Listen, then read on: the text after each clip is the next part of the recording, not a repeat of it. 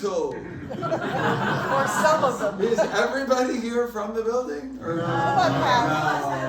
Okay, who's not from the building? Oh, wow, all right. Well, I take that all back then. Was it brutal? Brutal. Okay, well, I flew in from New York, I feel like it was a day and a half ago. And last night I played at a place called Encinitas. Oh, yeah. Yes, it was very, very lovely. It was sold out. It was just a few more than you are here this evening. It's always fun to play for a small crowd because they get to meet you all intimately. But it was fun on the plane. It was so weird. I don't know if I mentioned this to you. There was a little girl sitting next to me, and as the plane was taking off, I see her on the window doing this. It's like she's trying to make the image bigger. It's like unbelievable. And it was so weird. I was thinking because as she kept trying, we were of course getting higher, so it was getting smaller actually. She's really not doing it well. But it was incredible. Like I don't know what's going on. I don't know where we're headed with technology. But tonight we're gonna be very analog. So there's no electricity involved in this piano, which is, by the way, an incredible piano. I don't know if you know much about the Fazioli, but it is a bit like the Rolls Royce of pianos. So it's very fortunate for me to play on it. In fact, we have also a Yamaha on the other side, and we might at some point, if you're interested, do a little bit of, play something here and then play it there to see if it's to see if those, like $150,000 extra were really worth. Or Lulu is going to kill herself. I'll have you all close your eyes and we'll see if we can tell. So anyway, welcome. How are you doing? Good. Shall we buy you a watch?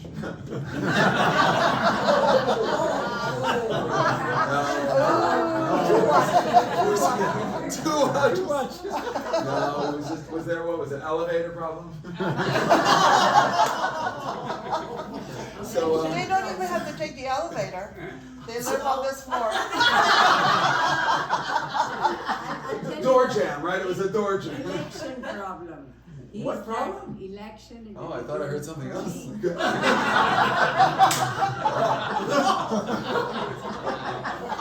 It's gonna be a fun night. So okay, well I forgive you. You're here now, and that's what's important. You haven't missed much. But about tonight. So there's going to be some classical, mostly classical, and then some other stuff that's not so classical. But if we start with that first piece was a bit of a medley. Right. And I just wanted to go through the first composer. Of course, his name starts with a B. Anybody want to shout out who the first composer? That really such a small crowd. Nobody wants to shout anything. They can specifically see you. There we go. Wonderful. And then I went into another prelude by a composer whose name starts with a C. Chopin. And then I continued with another prelude of Chopin, right? Anybody want to buy a vowel at this point? And then I ended with a very, very famous soundtrack which got introduced above the Star Wars. Yes. At the show I did last night, I said something similar, and I was like, and then of course at the end there was a soundtrack, and somebody in the front row very loud said, "Chariots of Fire." Clearly very interesting.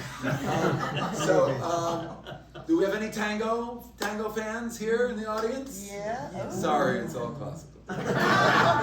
No, this next composer is from the great tango tradition. His name is Astor Piazzolla, from Argentina, but lived in New York, as everybody must. And this is a piece of his called Oblivion, which has been transcribed a gazillion times for different instrumentation, and this is my transcription of Oblivion. Oblivion always reminds me of when I fly Ryanair. I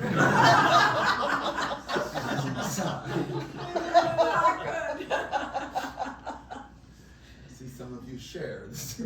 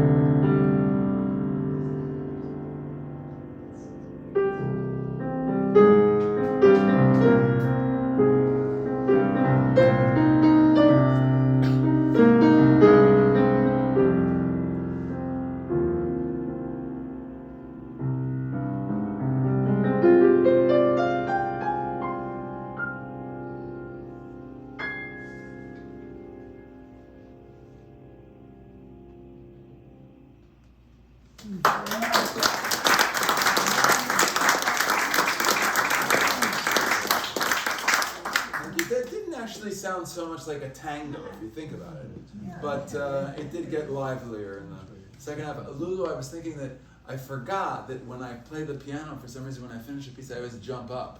And each time I jump up, I think I'm going to go through this this light fixture that probably cost $50,000 on its own.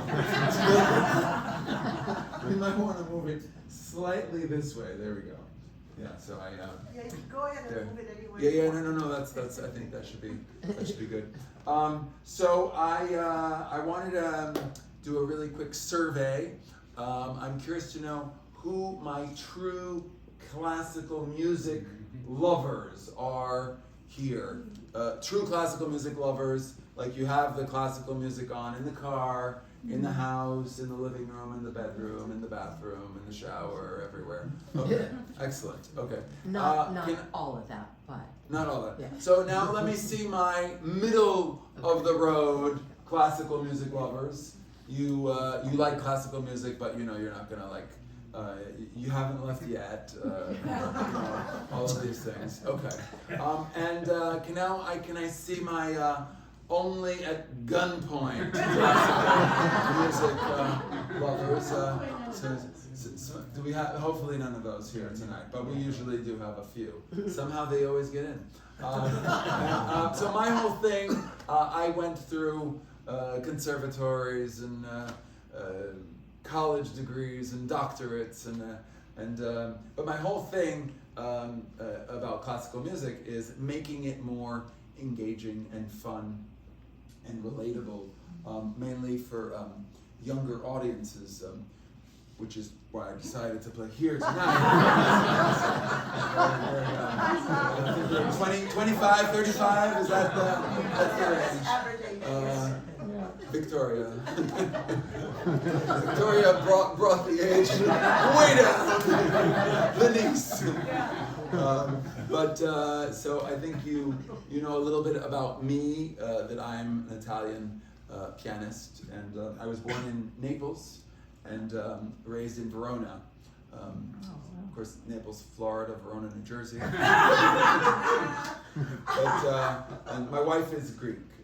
We of course met in New York, in Brooklyn, because that's where Italians and Greeks go to meet, and the kids are confused. But other than that, all is great.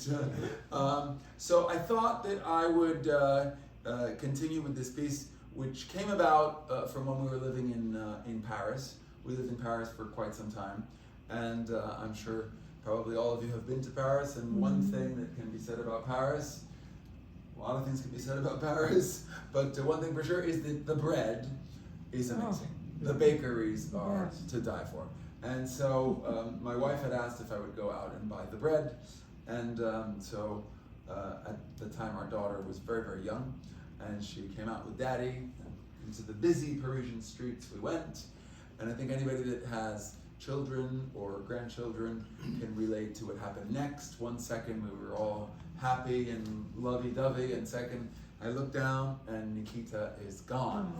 And it was a very, very traumatic experience, and of course as an artist, as a composer, I wrote a piece about this really difficult event. You'll tell me, by the way, the piece ends if you think I found her.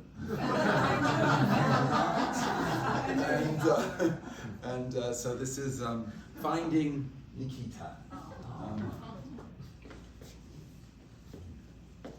Because I knew if I got home with just the baguette.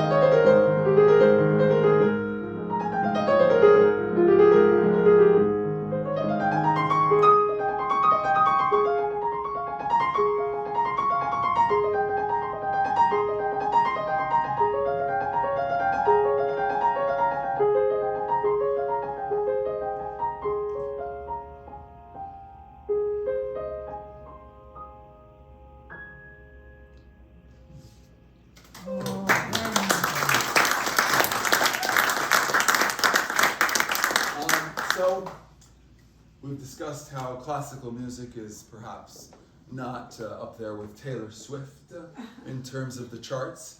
But a couple of years ago, classical music made the cover of the New York Times. I don't know if you were looking out for that one. Apparently, a Chopin waltz was discovered, a new Chopin waltz discovered after 200 years. And of course, in the classical music world, you know, as a pianist, classical pianist, you study all of the pieces of Chopin, and the fact that there's like suddenly a new one was incredible. Apparently, it was found in New York at a Kinko's. No, but it was actually found in New York at the Morgan Library. Apparently, a scholar was going through some stuff and found this piece, and then they authenticated it, and it was a very big deal. So I thought I would learn this Chopin waltz and play it for you, because I mean you've already waited 200 years. I can't have you wait any longer. So I thought I'm going to learn this piece and play it. Then I thought, you know what? I have also written a waltz, which my wife recently found in our sock drawer. And I thought, why don't I play the two waltzes and see if the audience can tell which is a Chopin and which is the non-Chopin. So, how do you feel about that? You are such a small and slender and lean audience with nothing to lean on but your own knowledge. So we'll try that, and we'll see how we do. Okay? So in no particular order, a Chopin and a non-Chopin.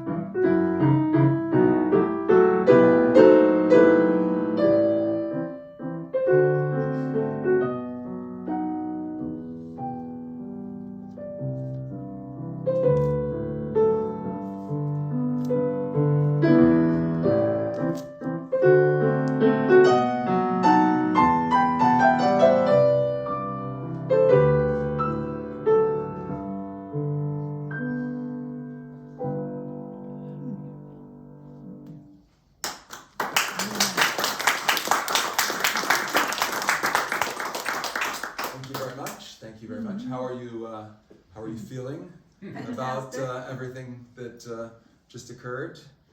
Yes, you're feeling confident in your choices. Some of you are wondering when is he going to play the second piece.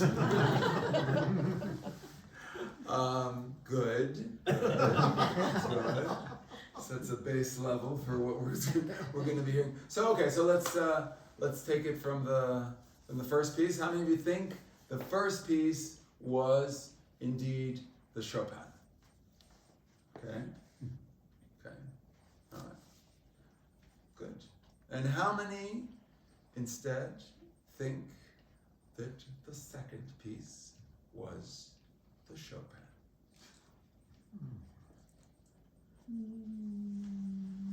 One, two, three, four, five. How many of you think neither of the Miss everybody else. Excellent. To drink a little bit more. There you go. That is key at my performances.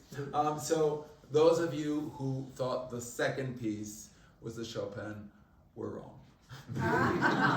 So I'm sorry. So the first piece was the Chopin. We wanted to compliment you. Oh, okay. So my second question, my next question is, which of the two did you like more?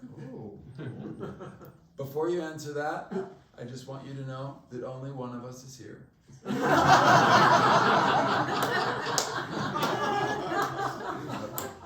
take that as a vote.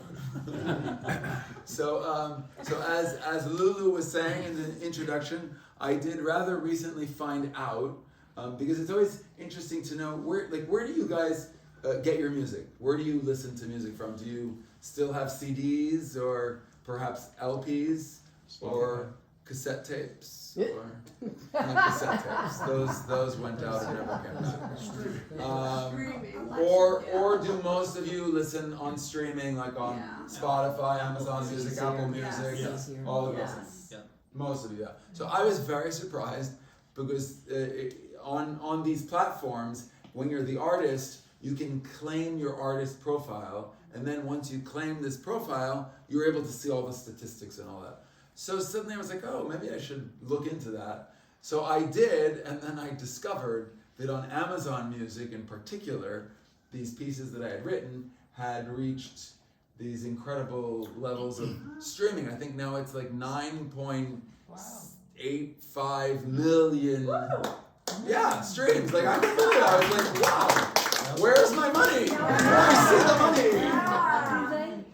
money. Do they? Well, apparently Bezos comes himself and delivers you a check. No, I think that when you reach 10 million, though, you do get 15% off your Prime membership. No, seriously, those pieces were recorded for Deutsche Grammophon, and so the recording company gets like most of it, and then I get like very little. But in general, the streaming is like it's such a small amount of money that you get. You're practically paying them. But yeah, so it's not like, wow, 10 million streams, you would think that you can retire, but no, that's where you come in. Now let me talk to you about my mortgage. Seems like a good setup. I did think that I would like to play something for you that, I already have, but a piece that I wrote, which is not one of the popular ones, but I like it, and I hope you will. But the thing is that it doesn't have a very good title, like unlike The Finding Nikita, which has a title and a story and everything. So this piece doesn't really have a title. So I thought perhaps I'll play it for you, and you can just listen and maybe think of a good title based on what the music transmits. Do you think that is possible? Victoria, what do you think? Victoria's giving me the thumbs up. All right, here we go.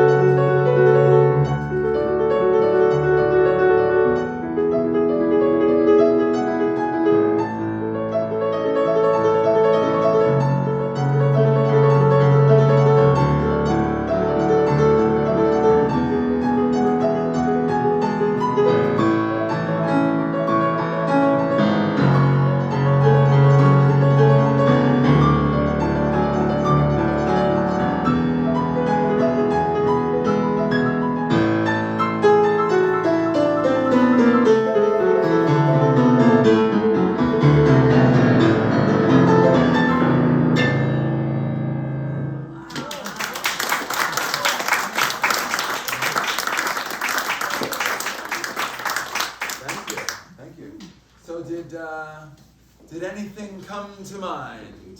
Anything? Yes. Yeah, late to work. Late to work. Late to work. Is that something that happened to you a lot, Jeff? Not anymore.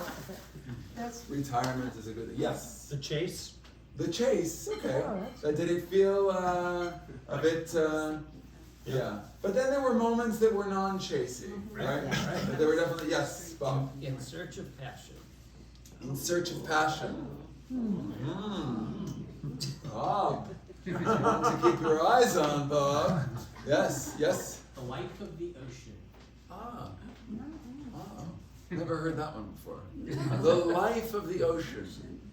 Because it had a calm part, a crashing part, That is true. a churning part. Did it seem more like yeah, sorry. You want to give me one? Streets of New York. Oh, Yeah. are you from New York? I am. No. Streets of New York, yeah. No, I'm wondering, did it feel more like it ends like this, right? You know. So kind of very, but of course there. So would you say it's more of a, or more of a? Or a little bit of both, probably. Both. What'd you say? Not a moment to waste. Oh, that's a good title, actually. Not a moment to waste. I like that. Yeah, that's very good. He has Yes. gallant matador. Gallant matador. Also very nice. But not a moment to waste. That's I like that one. it's very direct. It's like, is it a title or are you telling me something?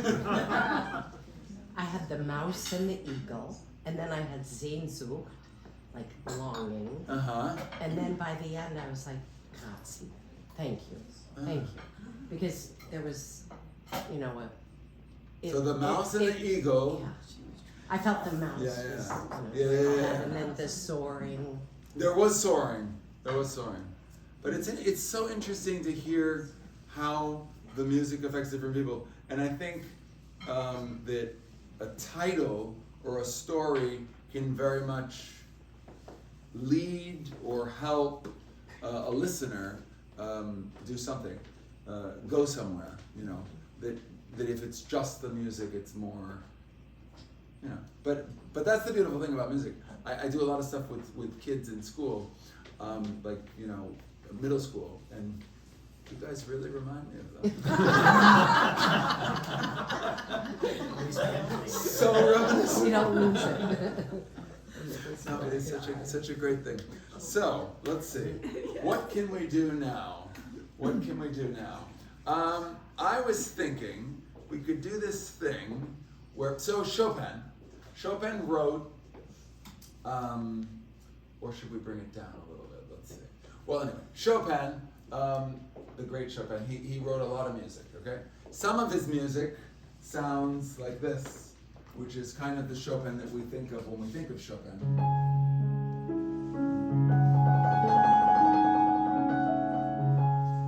Right? This amazing, gorgeous dreaminess.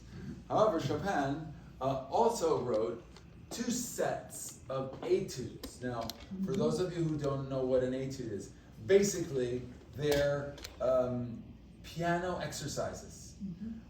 And so many different composers wrote piano exercises, and if you're a piano student, you learn Czerny exercises and Hanon, and all these different exercises. Now, when Chopin wrote piano exercises, of course, they sound more like concert pieces than piano exercises, and they're like extremely, extremely difficult, but each one of them is geared towards solving one particular technical difficulty, whether it be octaves or arpeggios, scales, double notes, legato, like all these different things. So he wrote 24 of them. Now I thought I could play 3 of them for you, and you will look very carefully, especially for those of you seated here who can see my hands. For those of you seated here, I don't know what to say. You got here too late.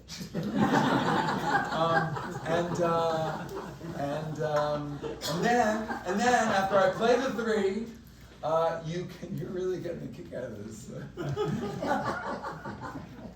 You are just enjoying this. And then when I finish, you can tell me what technical difficulty each piece was trying to solve. You think you can do that? Not a chance. Well, it's good to see such a confident audience. Very heartwarming. All right, so here we go. Let's see if we can. This is a sticky bench. Doesn't want to move. Need to have certain distance from the keyboard for these pieces.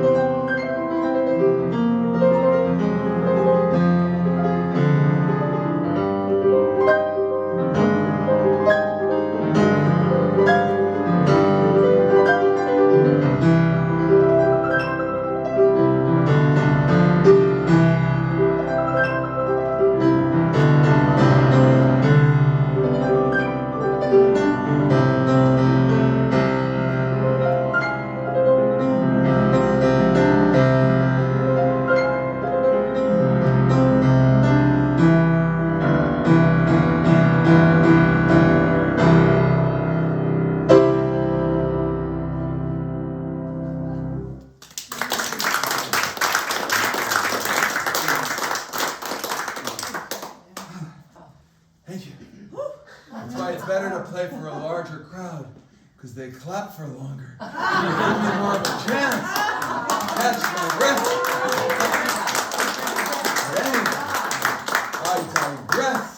So how did you feel that you did?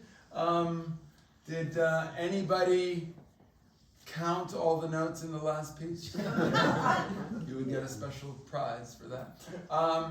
Now, so we'll start from the first one. By the way, I am not looking for complicated answers, but what do you think the first etude was about mostly? Scale. We have scales, we have arpeggios.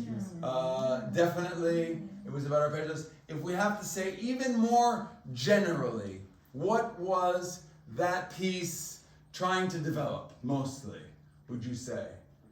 Let's hear. Right hand. Right hand, yes. So if you had to say in general, that piece, the left hand, it was like on vacation. It was just doing this. This is so yeah, and you could get more specific. It could be arpeggios, it could be the extended arpeggios, but in general, it was about the right hand. Now, how about the second piece? And does the large, sweeping left hand gesture help you at all? Yes. There were a lot of things going on. But if you think,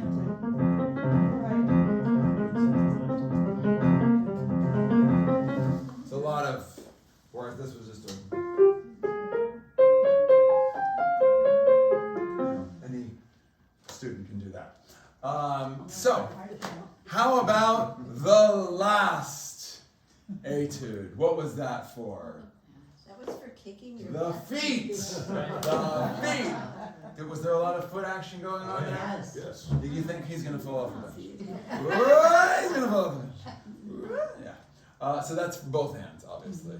Both hands in parallel, which is a very strange, because the hands, more easily, they go this way. Mirror image. That's easy. Whereas this is more difficult. Oddly enough, because the fingers, they don't match up. I see that terribly interested in this topic. Let's talk about football. Something I really know nothing about. Excellent. So, so what say we if we discover the difference between these two pianos? Does that sound like a good idea?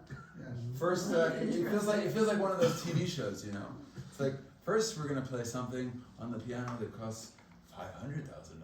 Then we're going to play on the piano that costs $25,000, and then we're going to play something on this piano. Also costs $500,000, but it's a toy piano. No. But we could try something. So how about this? So I wrote this piece very recently, and I will play it for you. First, where should I play it first? On the good piano or on the? Oh, actually, this is not interesting. This is not interesting. You almost close your eyes. Otherwise, what's the point here? Okay. Well, okay. So let's do something very quick. All close your eyes. You're gonna hear me move. Okay. Forget about the closing of the eyes. Okay. I'm just gonna play this one piece for you, which I just recently wrote, and I play it on this piano and then on the other piano, and you all will be able to tell the difference.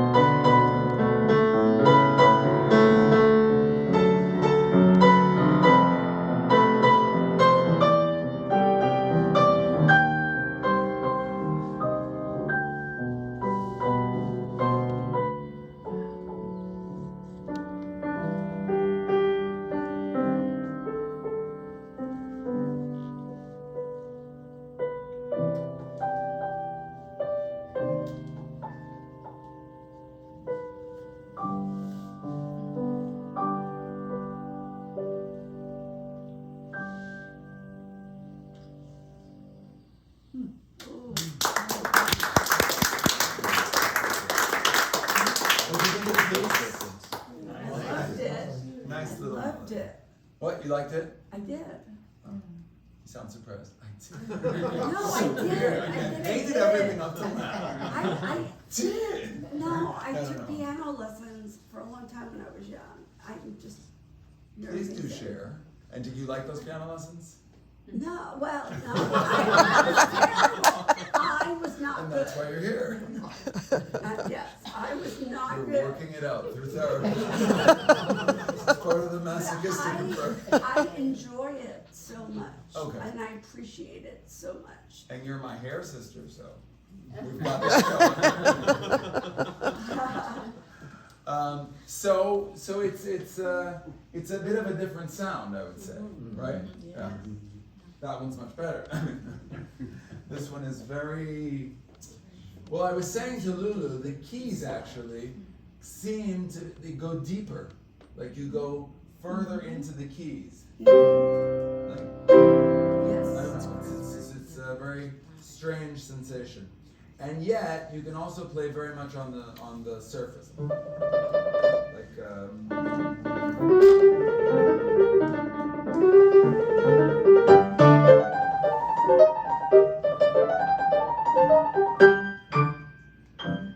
So a lot of fun. So this is a great piano. Where shall we go from here? Let's see. What time have we reached? So I have a lot to do, but I don't wanna kill you. Oh, you're not It's killing 5 us. to 8. Okay. How about this? We could do a little bit, since we've established that I'm an Italian composer, I could play for you a recent Italian hit. Would you like to hear that? Sure. I mean, it's from the 17th century, but it's recent-ish. So I find 1685 is a very important year in classical music, if you will. You're showing me your feet. It's the excitement. You're practically swept off your feet. So 1685, very important year in classical music. 1685 is the year that Johann Sebastian Bach was born, in 1685. It's also the year that George Frederick Handel was born, again in 1685. And 1685, yes, is the year that Domenico Scarlatti was born. You've heard of Scarlatti. And they were all three born in the same year, from the same mother. Well, you weren't reacting with the same year. It's just not exciting enough. Scarlatti and I feel, have a bit of a same parcours, a same journey. There are a lot of similarities between our lives. I was born in Naples, and Scarlatti was born in Naples, and Scarlatti then left Naples, and I left Naples as well. I find Naples is a very interesting, beautiful city. People tend to leave for some reason. It's hard in a way to stay in Naples. How many here have been to Naples? See, you all left. Just like Scarlatti and I. Which Naples? I was talking about the one next to the Vesuvius. So Scarlatti wrote, as it turns out, many sonatas, 555 to be exact. He didn't have much of a social life, apparently. And I will play one of them for you. So this Scarlatti sonata has a lot of interesting hand work, which they will not be able to see. You guys are going to enjoy yourself. But there's a lot of hand crossing, and I have changed. I've added a few things into the Scarlatti sonata, kind of to celebrate my dual Italian-American heritage. Sonata in Do maggiore di Scarlatti.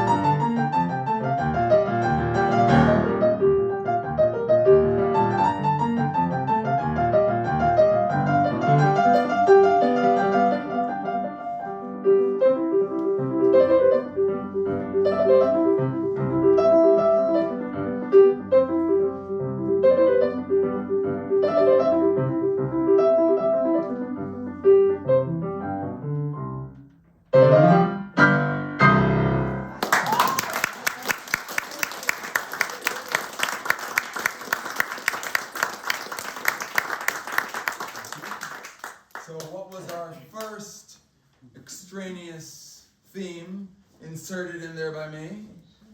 Oh, Sole Sole and we have some singers in the audience.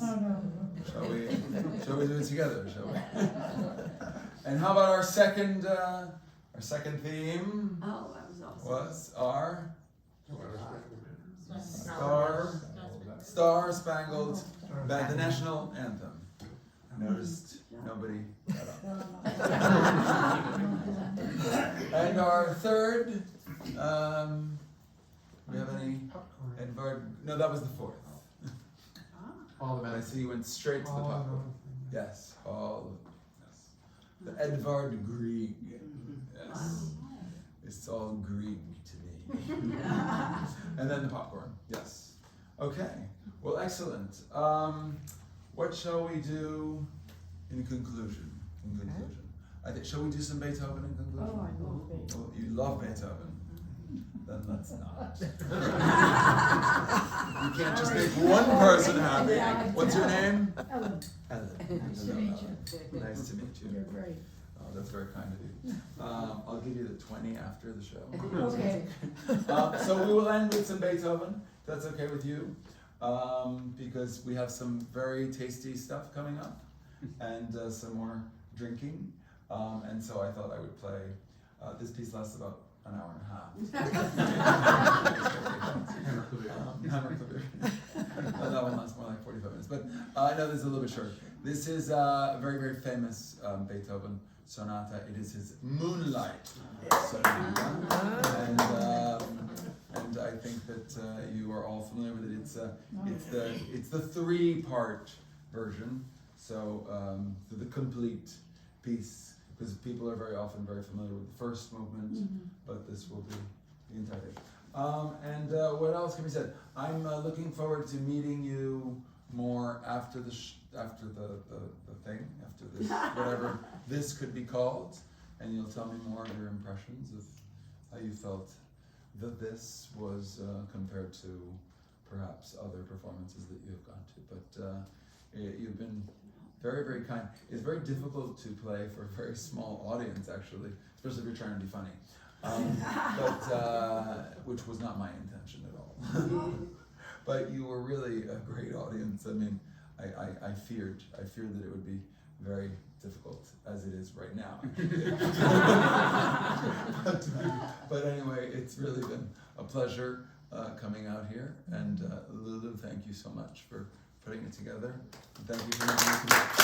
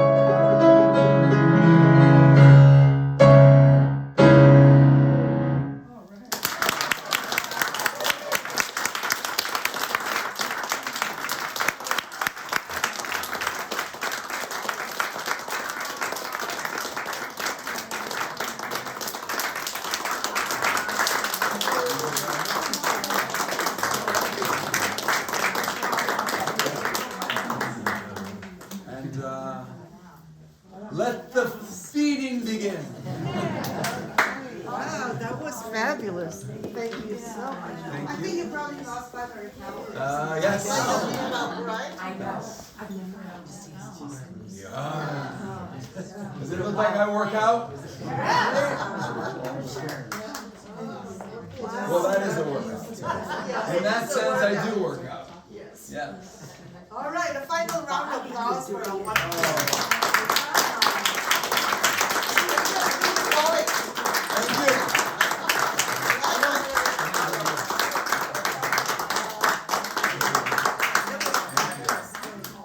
And by the way, Lulu was the one who introduced me to the concert series where I played last night.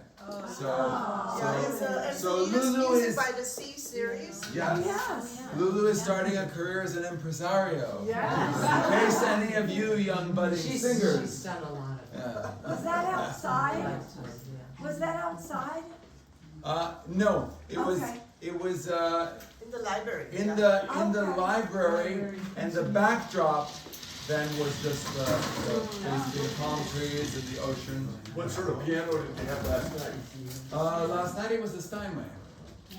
It was a Steinway. No, Fazioli. It was not a Fazioli. Faziolis are very rare. No, it's Steinways, you can find them quite a bit. I'm a Steinway artist, but when I find a Fazioli, I am very excited. Very excited.